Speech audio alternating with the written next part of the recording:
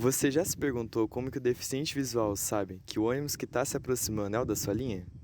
Ou então já se perguntou como que ele sabe que ele está chegando no ponto de destino dele? Sendo sincero, a verdade é que atualmente não há meios eficientes para ajudar esses cidadãos a utilizarem o transporte público de forma autônoma. Então, pessoal, com base nisso, na nossa matéria Projeto Integrador 1B, a gente foi desafiado a criar um projeto que sirva para resolver alguma questão da sociedade, como sustentabilidade ou acessibilidade. E pensando justamente nessa causa, sobre o deficiente visual e o transporte público, a gente resolveu criar um cartão que ajude eles a identificar o ônibus que eles têm que pegar. Então, bora ver como a gente desenvolveu esse projeto. O primeiro desafio que a gente enfrentou foi como a gente faria para que esse cartão fosse portátil, funcionando sem precisar estar conectado a um aparelho que possui Wi-Fi, por exemplo. E a solução que a gente encontrou, galera, foi utilizar esse carinha aqui, que é um radiotransmissor, que opera em diferentes faixas de frequência, só que nesse caso a gente está usando primariamente um de 433 MHz. Para garantir também que o nosso cartão não sofresse interferência de outros aparelhos do meio urbano, a gente resolveu usar codificadores e decodificadores, como o HT12D e o HT12E, para que a gente não sofra interferência no nosso cartão e ele funcione com melhor eficiência.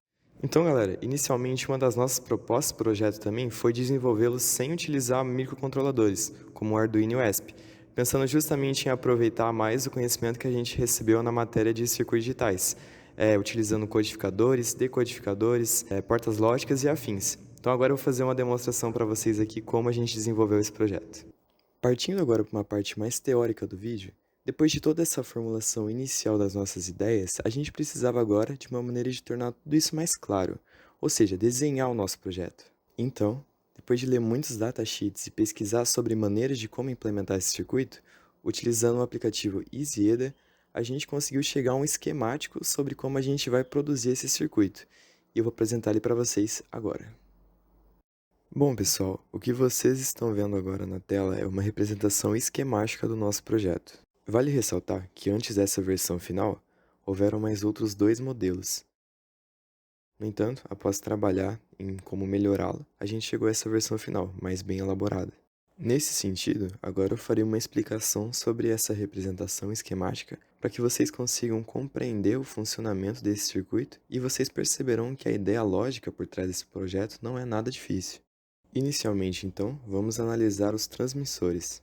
O que esse esquemático está demonstrando é que cada par de transmissor está enviando um sinal codificado pelo CIHT12E, contendo cada um endereço diferente. Além disso, a gente percebe a presença de alguns capacitores próximos ao módulo do transmissor.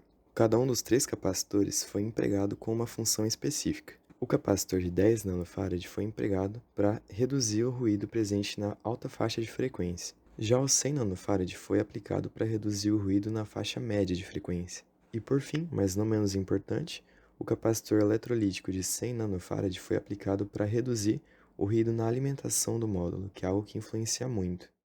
Partindo agora para o cartão, que tem uma engenharia um pouco mais complexa, em primeiro plano a gente observa a presença dos dois receptores, referente aos dois transmissores que a gente acabou de comentar.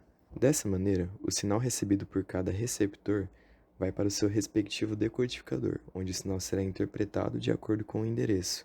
Em sequência, os pinos D11 do primeiro decodificador e o pino D8 do segundo decodificador vão para um CI 74HC00.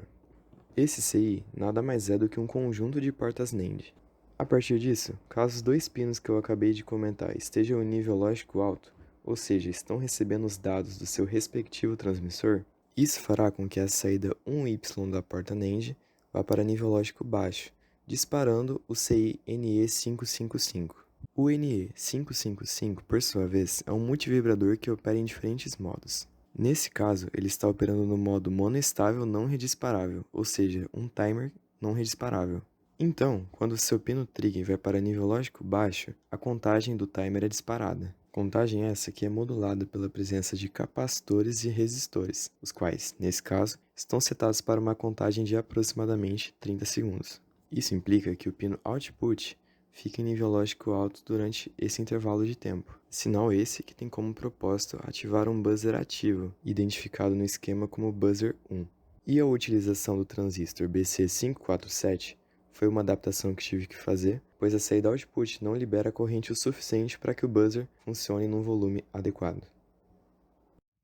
E para finalizar, pessoal, gostaria de deixar um agradecimento especial aos nossos professores da matéria, o Daniel e o Enzo, muito obrigado pela ajuda. Também ao professor Nilson, que me deu a ideia do codificador, decodificador, me auxiliou de tarde ali, tomou o tempo dele para ajudar a mexer no projeto, descobrir os erros. E também ao Luizão, grandíssimo do almoxarifado, muito obrigado pela ajuda, viu?